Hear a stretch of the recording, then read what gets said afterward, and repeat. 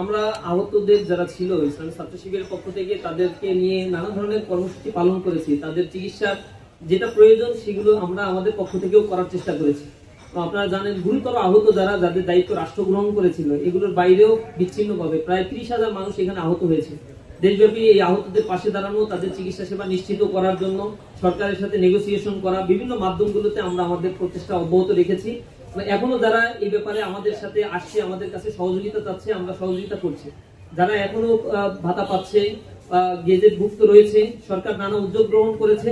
আমরা আশা করি সরকার এই ব্যাপারে আরো বেশি সদিচ্ছার পরিচয় দিবে। এখানে একটা মন্ত্রণালয়কে অ্যাসাইন করা হয়েছে, মন্ত্রণালয় রয়েছে জুলাইকে কেন্দ্র করে, এবং জুলাই স্মৃতি জাদুঘর রয়েছে।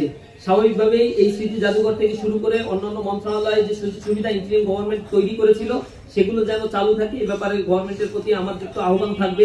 জুলাই আহত পঙ্গুত্ব বরণকারী জুলাই যোদ্ধাদেরকে নিয়ে, শহীদ পরিবার নিয়ে আমরা মাসব্যাপী আয়োজন করব।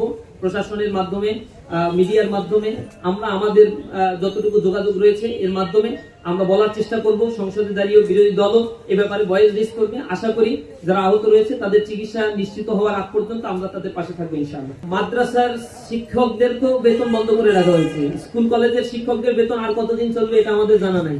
জুলাই ফাউন্ডেশনের বেতন বন্ধ করে রাখা হয়েছে। এগুলো মূল কারণটা হচ্ছে সরকারের আসলে ফান্ড নাই, কিন্তু সরকার এটা প্রকাশ করছে না। ব্যাংকিং ব্যবস্থা দেউলিয়া। ঋণ খেলাপিদের আমরা বলেছি, ঋণ খেলাপিদের পুনর্বাসন করার কুফল হচ্ছে এইটা, ব্যাংকের হস্তক্ষেপের কুফল এইটা।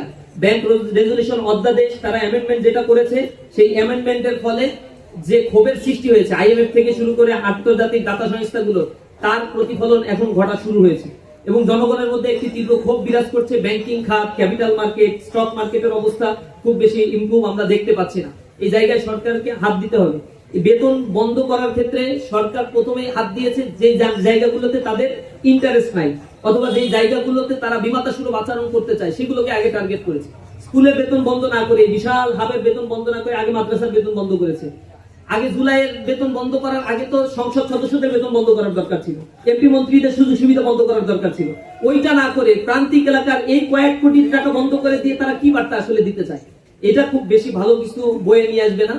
এতে জনগণ ফুঁসে উঠবে এবং জনগণ কথা বলবে। আমরা সরকারকে বলতে চাই যে অনতি বিলম্ব এই চরিত্র পরিহার করুন।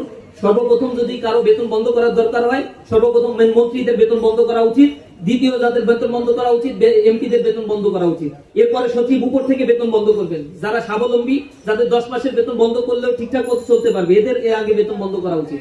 রুট লেভেল থেকে বেতন বন্ধ করে টাকা নাই এই এই কথাবার্তা বলার কোনো সুযোগটা নাই। আমরা এটা ইন্টেনশনালি মনে করছি সরকারের পক্ষ থেকে কিছু জায়গাকে বাছাই করা হয়েছে, এবং সেই জায়গাগুলোকে পরিকল্পিতভাবে ধ্বংস করার জন্যই এই পায়তারাগুলো ধীরে ধীরে ধারাবাহিকভাবে তারা করার জন্য চেষ্টা করছে। সরকারকে এই জাতীয় কর্মকাণ্ড থেকে আমরা বিরত থাকার জন্য আহ্বান জানাই।